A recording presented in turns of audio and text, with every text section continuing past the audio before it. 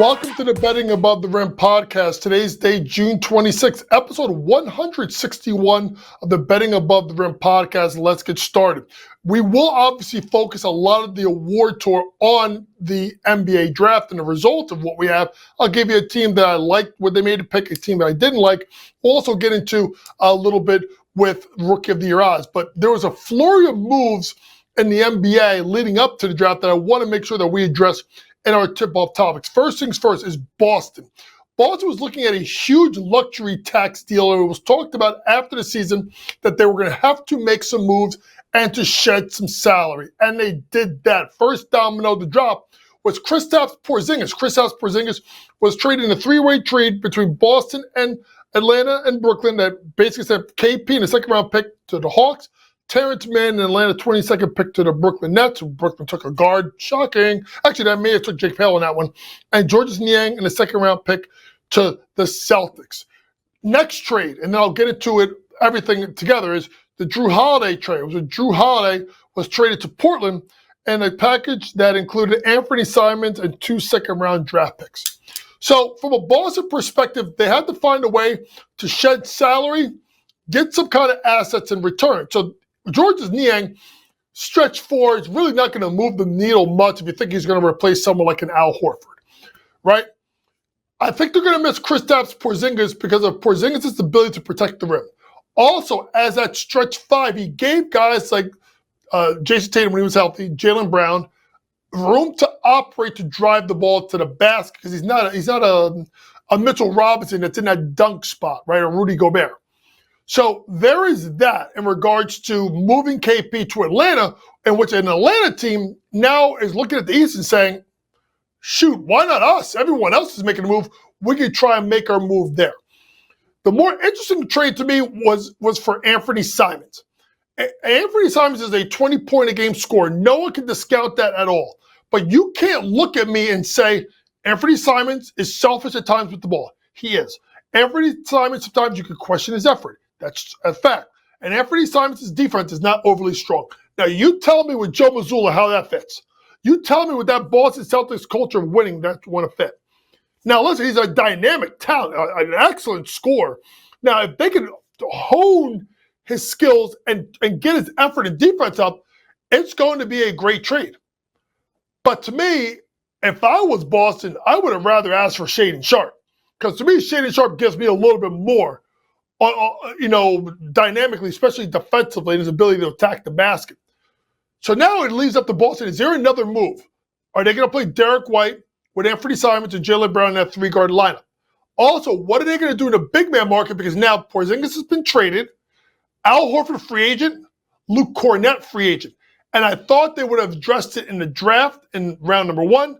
We'll see if they address it in round number 2. We'll have more about that next week. Let's go on to the big trade that took place between Washington and New Orleans, in which a trade that sent basically C.J. McCollum, Kelly Olynyk, and a future second-round pick to Washington for Jordan Poole, Sadiq Bey, and pick number 40.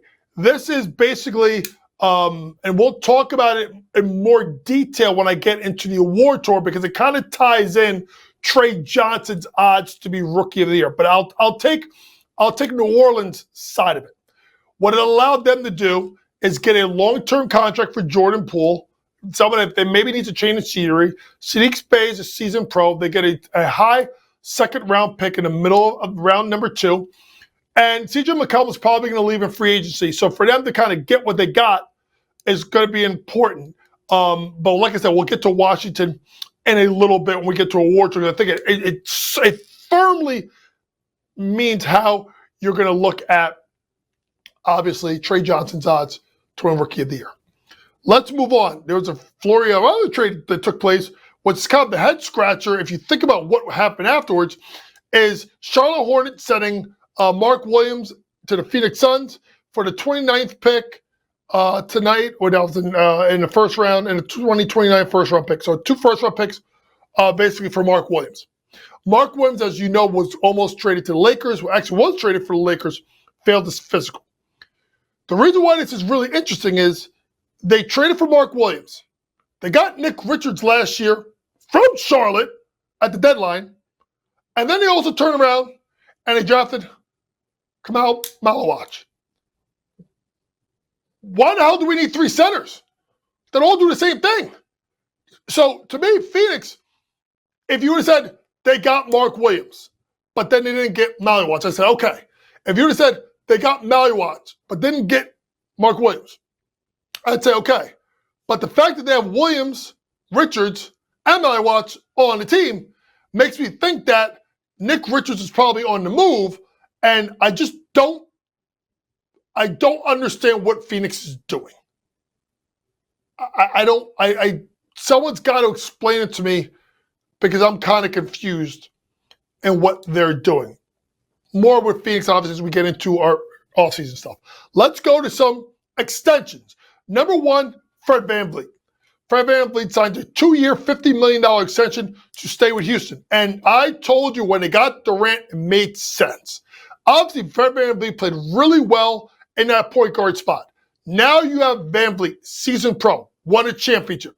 You put it to 2-guard spot, either Cam Whitmore or obviously Reed Shepard with the trade of Jalen Green. You have Amen Thompson, who ascended his game in the second half of the year at the small forward spot with Kevin Durant and Alperen Sengun at the center. And then obviously you got guys like Tari Eason coming off the bench. You have either Shepard or Whitmore coming off the bench. You have Steven Adams coming off the bench. You have a team now in Houston that is sneakily one of the deepest teams in the West and looking to make their move. Shout out to Houston for giving Fab Five Freddy his money. Speaking of getting him his money, Daniel Gafford is going to return to the Dallas Mavericks on a 3-year, $60 million extension, which is good for Dallas. Gafford, rebounder, rugged guy, good guy in the locker room. It'll be good because they got that combination of him and Lively at the center position, right? Then you have P.J. Washington at the power forward position. You have Cooper Flagg. You have Klay Thompson. You have Caleb Martin. And at some point, you get Kyrie Irving back. Dallas Mavericks should firmly be in the playoffs. Speaking of Kyrie, he's going to sign an extension with the Dallas Mavericks, declining his $43 million player option to sign a 3-year, $119 million contract with the Mavs. Mavs are going all in. Listen, they decided that when they traded Luka that it was going to be Kyrie's team. I don't think they thought they were going to end up with Cooper Flagg, but God damn it, they're lucky. And now they are in that championship window where I firmly expect them. They got to tread water until Kyrie gets back. They probably need another ball handler, but they should be in that top half of the Western Conference. There's a lot of things you have to like about the West, about how it's brought up and how teams are sliding themselves into position. The East is obviously a lot more wide open in regard to where we think teams are. Dallas should still, to this day, be crucified for that trade of Luka Doncic. They absolutely should. I know that Cooper Flagg is a phenomenal talent. We'll get into Cooper next segment on the award tour if we talk about the Rookie of the Year odds. But to me, it's pretty important for Dallas to go and try and win. Nico Harrison made that questionable deal, and he got his ass in trouble. They got to make sure Jason Kidd is happy. They got to keep him. They got to get Kyrie happy and make sure that he comes back healthy. And then they got to get Cooper Flagg running right off the way. If they do that, they're going to be a team to watch in the Western Conference. Actually, the whole state of Texas is going to be great also with San Antonio and Houston. Coming up next, we'll get into our award tour where I'll give you one pick that I did not understand, one pick I loved, and then give you the Rookie of the Year odds as we come back with our award tour after this commercial break.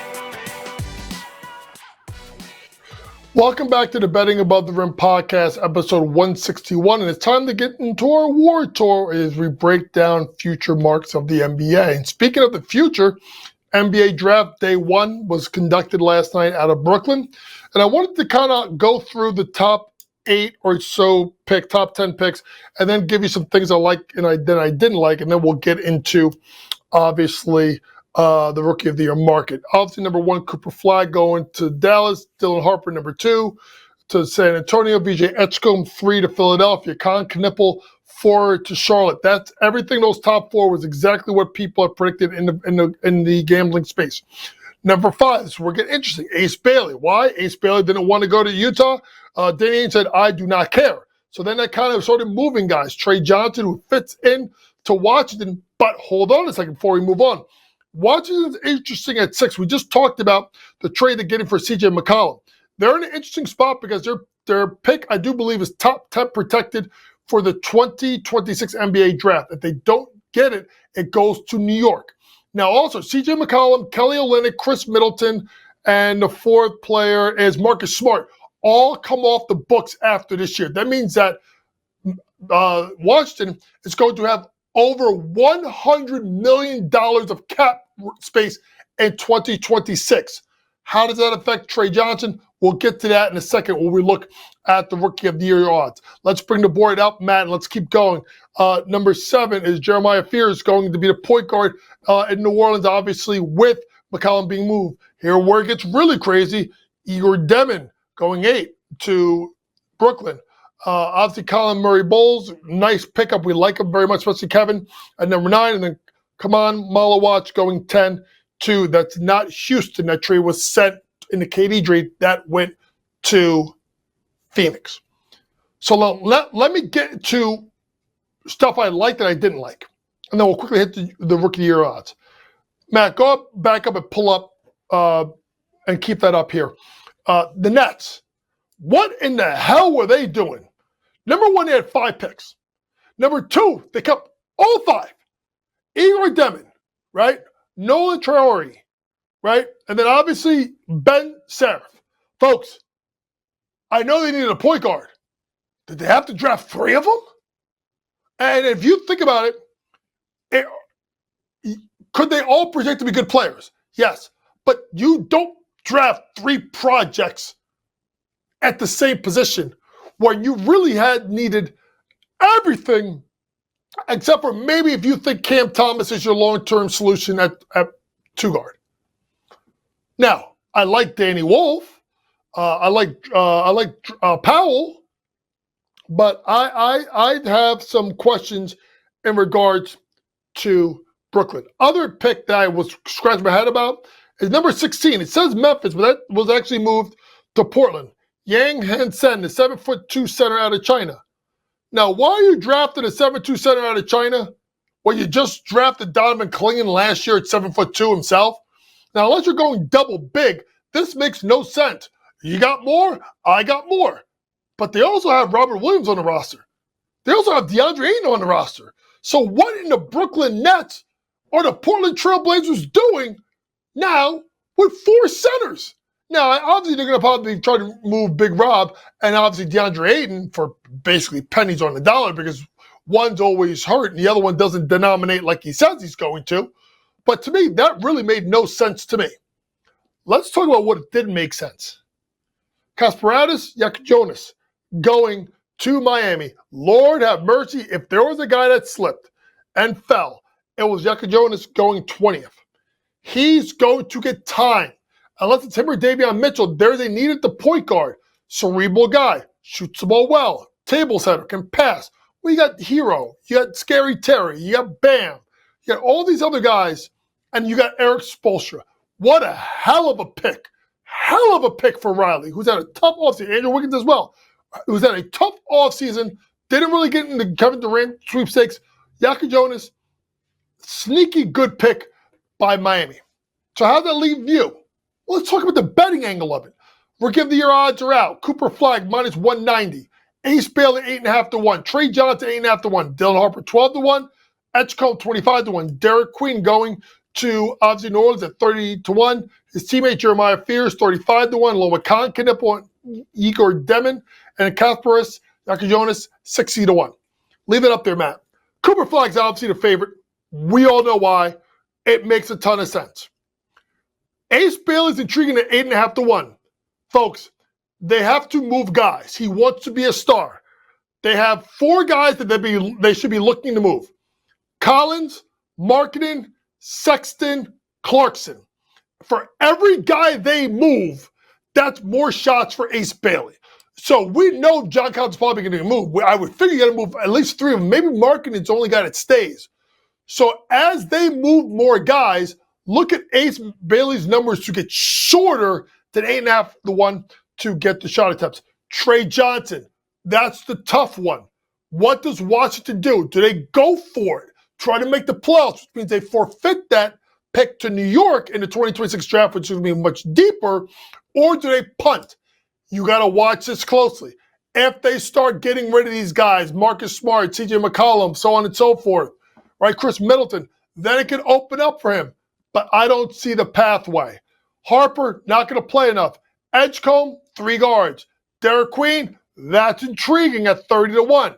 Jeremiah Fears, more of a table setter. Con Knipple, going to be a shooter. Igor Demon, why are we even speaking about this? Because I like the player, I just don't like the fit or where he got picked. And there's Jackie Jonas at 60-1. So here's how you do it. Cooper Flagg, you put money on, he's probably going to win it. But if you want to put a little bit of money on Ace before his market moves, I won't blame you. Queen is intriguing. Jackie Jonas, that's the sleeper.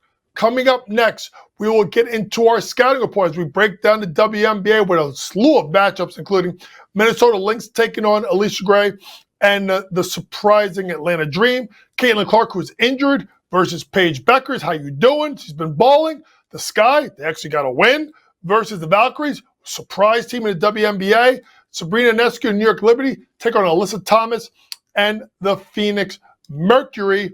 And obviously the Sun versus the Seattle Storm. We'll be back with our scouting report after this commercial break.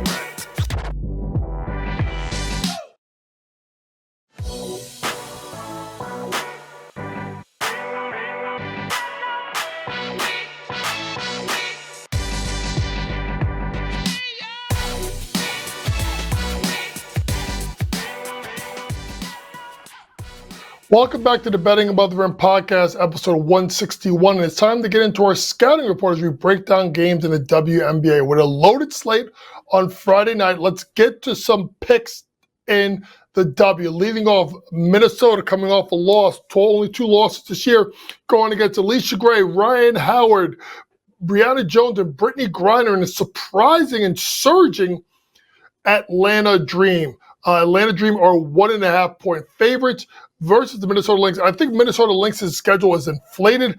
I really like what I've seen out of this Atlanta Dream team, one of the surprise teams so far in the WNBA this season. They can score, they can rebound, and they are rugged. Give me the Atlanta Dream on the money line to get the win at home. Game number 2, big matchup, Paige Beckers, Caitlin Clark.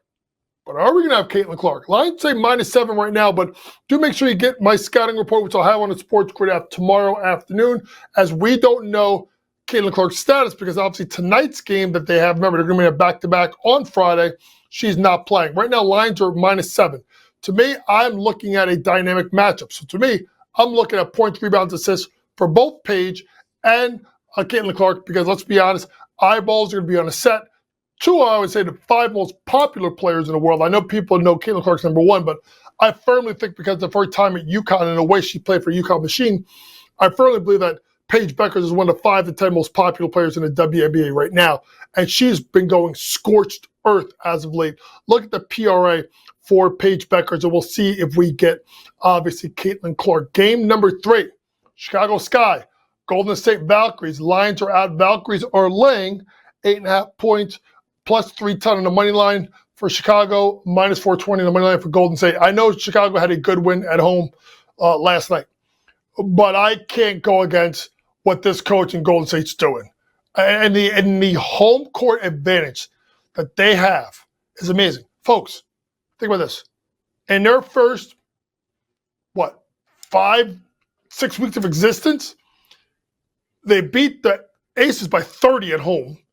They came back and beat the Fever almost by 10. And they literally took the Liberty to the limit. And now you got Angel Reese's team coming in here on a road trip. I know the Valkyries should not be this good, but, we talked about that 15.5 win total last week. So we're going to go with the Golden State Valkyries minus the 8.5 points and even look to that under 156.5. Really good defensively versus a team that really cannot score. Speaking of scoring, Liberty Mercury, over under 166.5. Liberty are 2.5 point favorites. Jonquel Jones probably is still going to be out. Looking at Sabrina Ionescu. I watched this game when the Mercury won in New York, and Sab was awful. I mean, awful. Like 2 of 13. They were running all over the floor. So I wonder if Sab becomes a little bit more of a distributor rather than a scorer, because they did a really good job with Papau and others running her off the three-point line and really just chasing her dogged on every screen. Look at Sabrina Ionescu. Ready, folks? To go over her assists. And I think there's plenty of points there. Give me over 166.5. That's a lot of points, but I do think they can get up and over. Last game. Connecticut, Seattle. Connecticut's just bad. I feel bad for my girl Marina Mabry. I feel bad for someone I went and watched play high school basketball when I was recruiting for a friend, watching Tina Charles play at Christ the King High School. Shout out to Bob Mackey, legendary coach of Christ the King. Do know that also they had a player there named Sue Bird, not too shabby. And they're playing Sue Bird's old team, the Seattle Storm. Do you see what that line is? It's 18. Am I going to tell you to take that 18 and lay it? I was thinking about it for a second, but then I thought better of myself. Play this game in the first half. It's probably about 10.5. Connecticut's just bad. I mean, it's just so bad. It's really sad because this franchise was really going to where then the whole starting five left and then the coach. Well, no, Marina stayed. And then they wouldn't trade her. This has been your Betting Above the Rim podcast for June 26th. For all things sports gambling, download that Sports Grid app. Pre-game, in-game, post-game, props, predictions, and more from the very best in the sports gambling industry. For my producer, Matty George, who always does a great job. Vinny, who crushes it with the graphics. Thanks for always listening, folks. And please, please, please remember, it's smarter to be on Sports Grid. Good night.